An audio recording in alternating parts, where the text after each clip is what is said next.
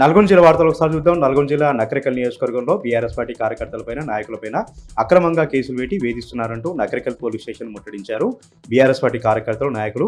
నకరికల్ మాజీ ఎమ్మెల్యే చిన్మర్తిలింగే, అదేవిధంగా BRS party రాష్ట్ర నాయకులు చెరుకు సుధాకర్ గౌడ్ వీళ్ళందరూ కూడా నకరికల్ పోలీస్ స్టేషన్ ముట్టడించడం జరిగింది. పోలీసుల తీరుని తీవ్రంగా ఖండించారు. మంగళపల్లి గ్రామానికి సంబంధించినటువంటి నాగేంద్ర బాబు అయినటువంటి బీఆర్ఎస్ పార్టీ కార్యకర్తలు నిన్న ఉదయం నుంచి కూడా పోలీస్ స్టేషన్ నుంచి వేధిస్తుండడంతో ఒక్కసారిగా ఆగ్రహం వ్యక్తం చేస్తూ పోలీస్ స్టేషన్ ముట్టడించి పోలీసుల తీరును నిరసిస్తూ అక్కడ ఉన్నటువంటి పోలీసుల అధికారులను కూడా నిలదీయడం జరిగింది. రాష్ట్రంలో నగరికల్ నియోజకవర్గంలోనే ఎక్కువగా బీఆర్ఎస్ పార్టీ కార్యకర్తలపైన, నాయకులపైన అక్రమంగా కేసులు పెడుతూ వేధిస్తున్నారంటూ కూడా వాళ్ళు ఆగ్రహం వ్యక్తం చేశారు. పోలీసులు చట్ట ప్రకారం నడుచుకోవాలి, కాంగ్రెస్ పార్టీ నాయకుల కనుసన్నలో పనిచేస్తే వచ్చే రోజుల్లో తీవ్ర ఇబ్బందులు ఎదుర్కొంటారంటూ కూడా చిరుమర్తిలింగే ఆగ్రహం వ్యక్తం చేయడం జరిగింది.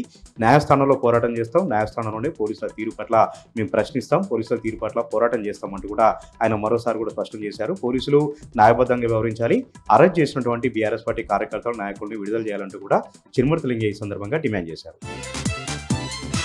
సూర్యాపేట జిల్లా వార్తలు ఒకసారి చూద్దాం. సూర్యాపేట జిల్లా తుంగతుర్తి నియోజకవర్గంలో కాంగ్రెస్ పార్టీ నాయకుల ఆగడాలు రోజు కూడా ఎక్కువైపోతున్నాయి. బీఆర్ఎస్ పార్టీ ప్రభుత్వంలో ఏర్పాటు చేసినటువంటి అభివృద్ధి పనులకు సంబంధించినటువంటి శిలాఫలకాలను ఎక్కడికక్కడ కూడా ధ్వంసం చేస్తూ ఉన్నారు. తాజాగా నూతనకల్ మండలం తాళసింగార గ్రామంలో గ్రామ పంచాయతీ భవనాలు, అదేవిధంగా ఇతర అభివృద్ధి పనుల కోసం బీఆర్ఎస్ పార్టీ హయాంలో ఏర్పాటు చేసినటువంటి శిలాఫలకాలను ఎక్కడికక్కడ కూడా ధ్వంసం చేయడం జరిగింది. గ్రామ పంచాయతీ భవనాలకు సంబంధించినటువంటి శిలాఫలకాలను కూడా ధ్వంసం చేయడం జరిగింది. ఈ చర్యల్ని బీఆర్ఎస్ పార్టీ నాయకులు తీవ్రంగా ఖండిస్తూ ఉన్నారు. తుంగతుర్తి మాజీ ఎమ్మెల్యే డాక్టర్ కాదర్ కిషోర్ కుమార్ కూడా తీవ్రంగా ఖండించడం జరిగింది.